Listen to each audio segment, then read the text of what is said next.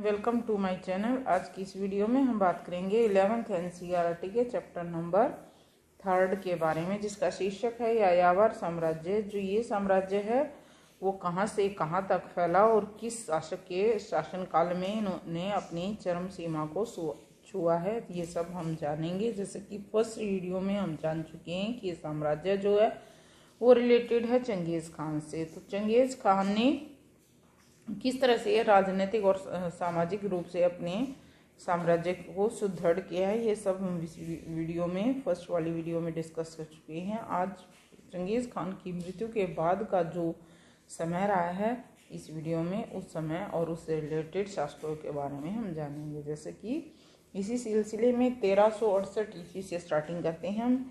चीन में युआन राजवंश का अंत हो जाता है और 1370 से 1405 में तैमूर का शासनकाल शुरू हो जाता है।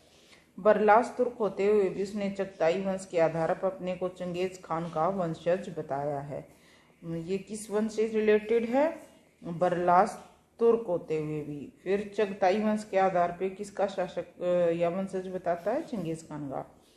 टोलू राज्य, चगताई और जोची राज्यों के कुछ हिस्से चीन को छोड़कर को सम्मिलित कर स्टेपी क्षेत्र में एक साम्राज्य का गठन किया गया है। अपने को गुरगेन शाही दामाद की उपाधि से इन्होंने विभूषित किया है। चंगेज़ खान के कुल की एक राजकुमारी से विवाह भी किया है तैमूर खान ने।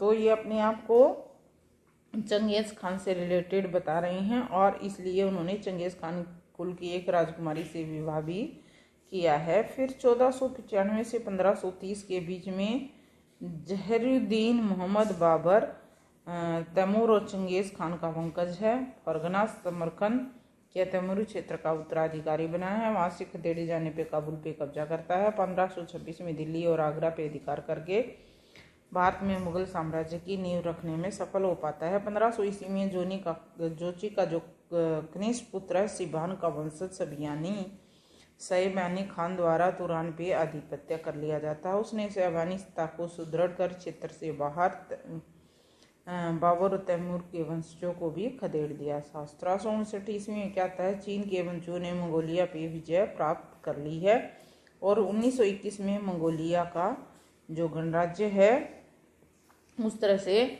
विजय प्राप्त करते हुए इसी श्रृंखला में वो और आगे बढ़ते हैं। चंगेज़ खान के बाद मंगोलों का क्या हाल रहा है, इस वीडियो में हम जानेंगे। जैसे कि चंगेज़ की मृत्यु के बाद जो मंगोल साम्राज्य है वो 2 चरणों में हम बांट सकते हैं। तो ये 2 चरण कौन कौन से हैं? जैसे कि 1236 से 42 में रूस के स्टेपी क्षेत्र, बुल्गार की, पोलैंड और हंगरी में भारी सफलता इन्होंने प्राप्त की। 1255 से 1300 में समस्त चीन, 1279 ईस्वी में ईरान, इराक और सीरिया पे इन्होंने विजय प्राप्त की और इन अभियानों के बाद साम्राज्य की सीमाओं में स्थिरता आ गई। 1260 के दशक के बाद पश्चिम के सैन्य अभियानों को जारी रखना संभव नहीं हुआ। फिर भी वियना और पूरे पश्चिमी यूरोप मिस्र मंगोल सेनाओं के अधिकार में ही रहे। हंगरी के स्टेपी क्षेत्र से पीछे हट जाने और मिस्र की सेनाओं द्वारा पराजित होने से उनकी राजनीतिक जो प्रवृत्तियां हैं उनके 2 पहलू उभरे। तो वो 2 पहलू क्या क्या हैं कि जैसे कि मंगोल परिवार में लेकर आंतरिक जो राजनीति हुई थी, वो आंतरिक राजनीति क्या थी? जो जोची और जो ओगेदेई है उसका जो पुत्र है या उसके उत्तराधिकारी हैं, महान खान के राज्य पर नियंत्रित स्थापित करने के लिए एकजुट हो गए और चंगेज़ खान के वंश की तोलियुद शाखा के उत्तराधिकारियों ने जोची और ओगेदेई वंश को कमजोर करने पे दूसरी स्थिति उत्पन्न हो जाती है। 50 के दशक में मुंगे चंगेज़ खान के सबसे छोटा पुत्र है तोलुई, उसका पोता है, उसका वंशज है। राज्याभिषेक के बाद ईरान में शक्तिशाली अभियान शुरू किए गए। 1260 में क्या हुआ है, तोलुई के वंशज जो हैं उन्होंने चीन में अपने हितों की वृद्धि करने पर सैनिकों और रसद सामग्रियों का मंगोल साम्राज्य में उसके कुछ भागों को भेज देते हैं और इसके परिणाम स्वरूप मिस्र की सेना का सामना करने के लिए मंगोलियों ने एक छोटी अपर्याप्त सेना भी भेजी है। मंगोल की पराजय और तोलुई की चीन के प्रति बढ़ती रुचि से उनका पश्चिम की ओर विस्तार रुक जाता है और इसी दौरान रूस और चीन की सीमा पर जोची और तोलुई वंशों के अंदरूनी झगड़ों ने जोची वंशों का ध्यान यूरोपीय अभियानों से हटा दिया है इट मीन्स कि जो अंदरूनी जो कलह हैं इनके बीच चलता रहा। तो इसी तरह से यूरोपीय अभियान जो इनके थे सफलता के लिए, उनसे इनका जो ध्यान है वो हट गया। अब राजनीतिक, सामाजिक और सैनिक संगठन किस तरह का रहा है। मंगोलों ने अन्य किया और साम्राज्य के प्रत्येक तंदुरुस्त वयस्क सदस्य जो हैं वो हथियारबंद होते थे। आवश्यकता अगर जरूरत होती तो इन्हीं लोगों से शस्त्र सेना बनती थी। विभिन्न मंगोल जनजातियों के एकीकरण के बाद विभिन्न लोगों के खिलाफ अभियानों से चंगेज खान की सेना अविश्वसनीय रूप से एक विशाल विषम जातीय संगठन में परिवर्तित हो गई। क्या जनजातियों का तो एकीकरण हुआ, अलग अलग जनजातियां और विभिन्न लोगों के खिलाफ इन्होंने जो अभियान चलाया, इससे क्या हुआ, चंगेज की खान की सेना में विषम जातीय संगठन में बदल गई। इसमें स्वेच्छा से शिकार करने वाले तुर्की मूल के उयंगुर समुदाय के लोग और कैराइटो जैसे प्राचीन लोग भी शामिल थे। चंगेज खान इनकी पहचान को मिटाने को कृत संकल्प किए हुए था। उसकी सेना स्टेपी क्षेत्रों की पुरानी दशमलव पद्धति के अनुसार गठित थी, जो 10, 100, 1000 और 10,000 सैनिकों की इकाई में बटी हुई थी। पुरानी पद्धति में कुल कबीले और सैनिक दशमलव इकाइयाँ एक साथ अस्तित्व में मानी गई हैं। चंगेज खान ने क्या किया, इस प्रथा को समाप्त कर दिया और प्राचीन जो जातीय पृष्ठभूमि है उसको लागू करने की बजाय क्या किया, उनको विभाजित करके नवीन सदस्यों में बांट दिया। तो इस नवीन सदस्यों में बांटने के मतलब नवीन सदस्यों में यानी कि नवीन सैनिक इकाइयों में बांट दिया और अधिकारों से अनुमति लिए के बिना बाहर जाने की चेष्टा करने वाले व्यक्ति को उस टाइम पे कठोर दंड दिया जाने लगा। सैनिकों की सबसे बड़ी इकाई लगभग 10,000 सैनिकों तुमन थी, जिसमें अनेक कबीले और कुलों के लोग शामिल थे। नए सैनिक टुकड़ियों को नोयान कहा गया, उनके चारों पुत्रों के अधीन थी। ये चंगेज खान की बात, और विशेष रूप से चयनित कप्तानों के अधीन ही कार्य करती थी। कई बार घोर प्रतिकूल अवस्था में भी चंगेज खान का साथ देने वाले समूह भी शामिल थे। उनमें सार्वजनिक रूप से ऐसे व्यक्तियों को आंडा सगा भाई कहकर सम्मानित किया जाता था। अन्य श्रेणी के स्वतंत्र व्यक्ति को अपने पास अपने क्या रखना होता था, खास नौकर के पद पे ही रखा जाता था। तो इस तरह की व्यवस्था उनकी राजनीतिक रूप से या सैनिक रूप से रही है। और ये जो वर्गीकरण है, इससे क्या हुआ, जो सरदार हैं उनके अधिकार सुरक्षित नहीं रहे, जबकि नए अभिजात्य वर्ग ने अपनी प्रतिष्ठा मंगोलों के महानायक के साथ अपनी करीबी रिश्ते से प्राप्त कर ली। अब इस नवीन श्रेणी में चंगेज खान ने अपने नए विजित लोगों पर शासन करने का उत्तरदायित्व तो किसको सौंप दिया, अपने चारों पुत्रों को। और उसने उलूस निश्चित भूभाग नहीं का गठन हुआ, मतलब कोई निश्चित था ही नहीं, जो भी उनको जगह पे उन्होंने कब्जा किया तो उसको अपनी साम्राज्य में शामिल करते चले गए। तो इसलिए कोई निश्चित भूभाग नहीं था। चंगेज खान का जीवन निरंतर क्या है, विजय और साम्राज्य को अधिक से अधिक सीमाएं बढ़ाने में ही चला रहा। सबसे बड़ा पुत्र जो है जोची, उनको रूसी स्टेट मतलब अपने शासन को 4 बांट दिया अपने पुत्र। रूसी स्टेपी प्रदेश किसको जाता है, बड़ा पुत्र जोची। उसका विस्तार सुदूर पश्चिम तक फैला हुआ था, जहाँ उसके घोड़े मतलब वहां तक वो अपने राज्य को मानते थे जहाँ तक उनके घोड़े आज़ादी से घूम सकते थे। दूसरा पुत्र है चगताई, उसको क्या तुरान का स्टेपी क्षेत्र और पामीर के पठार का उत्तरी क्षेत्र भी मिला, जो उसके भाई के प्रदेश से लगा हुआ था। और पश्चिम की ओर बढ़ने से अधिकार क्षेत्र में भी परिवर्तन हो गया। और तीसरा जो पुत्र है वो गोदेई, जो चंगेज खान के संकेत से उसका उत्तराधिकारी होगा।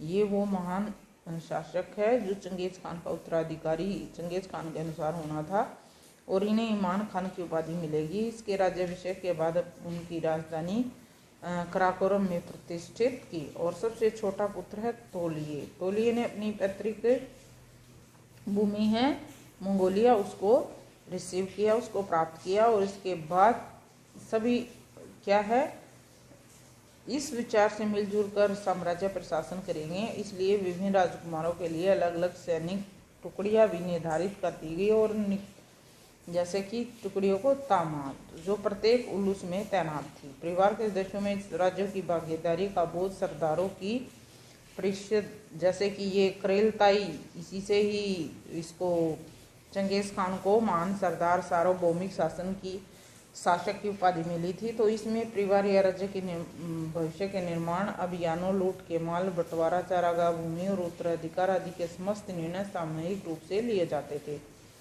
चंगेज़ खान की फुर्तीली हरकारापत्ति से राज्य के दूरदराज स्थानों में परस्पर संपर्क रखा जाता था। अपेक्षित दूरी पर सैनिक चौकियों में स्वस्थ और बलवान घोड़े होते थे तथा घुड़सवार संदेश वाहक हमेशा तैनात रहते थे।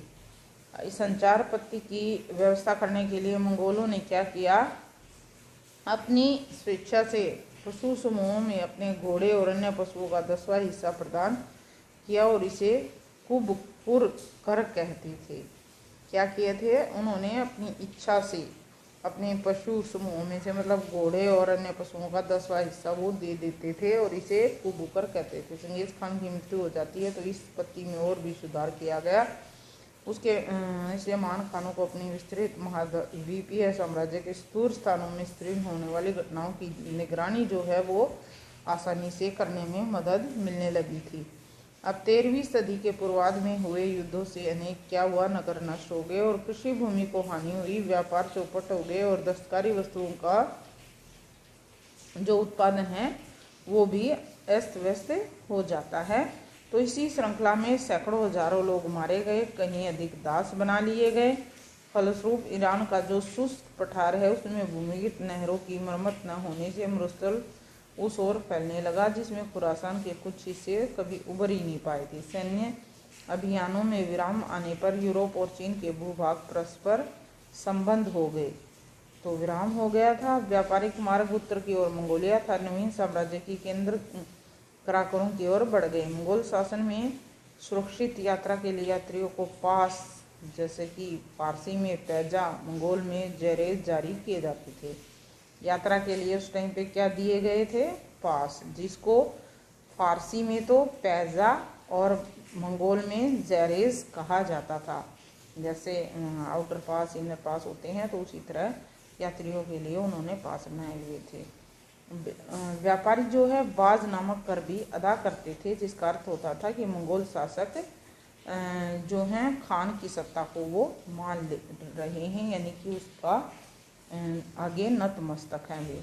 अब 13वीं सदी में मंगोल साम्राज्य में यायावर और स्थानबद्ध समुदाय में विरोध कम हो गए। तो इस विरोधों के कम होने से क्या प्रभाव पड़ा, इन विरोधों के कम होने से 1230 के दशक में मंगोलों द्वारा चीन का जो चीन वंश है उसके विरुद्ध युद्ध में सफल होने पर मंगोल नेताओं ने विचार किया कि समस्त कृषकों को मौत के घाट उतार दे और उनकी कृषि भूमि को चरागाह में चेंज कर दे। परंतु 1270 के दशक में सुंग वंश की स्थापना जब हार हो जाती है तो दक्षिण चीन को मंगोल साम्राज्य में शामिल कर लिया गया। चंगेज़ खान का पोता है कुबलई खान, वो कृषकों और नागरिकों का रक्षक बनता है और गजन खान चंगेज़ खान का सबसे छोटा पुत्र है। तोले उसका वंशज है ने अपने परिवार के सदस्यों और अन्य सेनापतियों को कृषकों को न लूटने का आदेश दिया। इसका रीजन ये था, अगर कृषकों को ऐसे ही लूटते रहेंगे तो उनके लिए अन्न उत्पादन का कार्य कौन करेगा।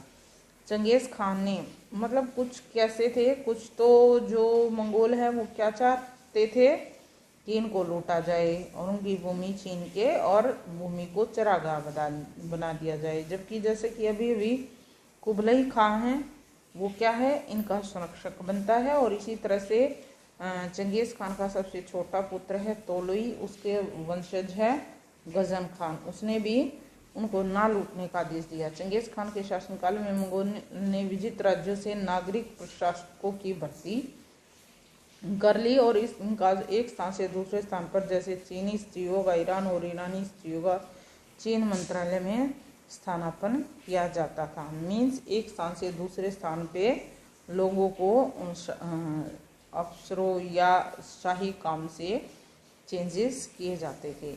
अब दूरस्थ राज्यों को संगठित करने में इससे उन्हें क्या है, हेल्प होती थी और खानाबदेशों की लूटमार की धार जो है वो कम हो गई थी। कुछ प्रशासक काफ़ी प्रभावशाली थे जिनका प्रभाव खानों पे भी था। उदाहरण के लिए 1230 का जो दशक है, चीनी यात्री मंत्री है लू चुत्साई ने ओगोदेई को लूटने की प्रवृत्ति को बदल दिया था। जुवेनी परिवार ने भी ईरान में 13वीं सदी में उत्तरवर्ती काल और अंत के अंत में इस तरह की भूमिका निभाई है। तो किसने चेंजेस लाए हैं? चीनी मंत्री लू चुत्साई ने क्या किया है? ओगोदेई की जो लूटने की प्रवृत्ति उसको चेंज किया। और जुवेनी परिवार ने वजीर रशीउद्दीन ने गजन खान के लिए भाषण में उनके कृषक वर्ग को स्थाने की बजाय उनकी रक्षा की बात कही थी। 13वीं सदी के मध्य तक भाइयों के बीच व्यक्तिगत राजवंश बनाने की भावना ने स्थान ले लिया। लूस का अर्थ अधिकृत क्षेत्र का स्वामी हो गया।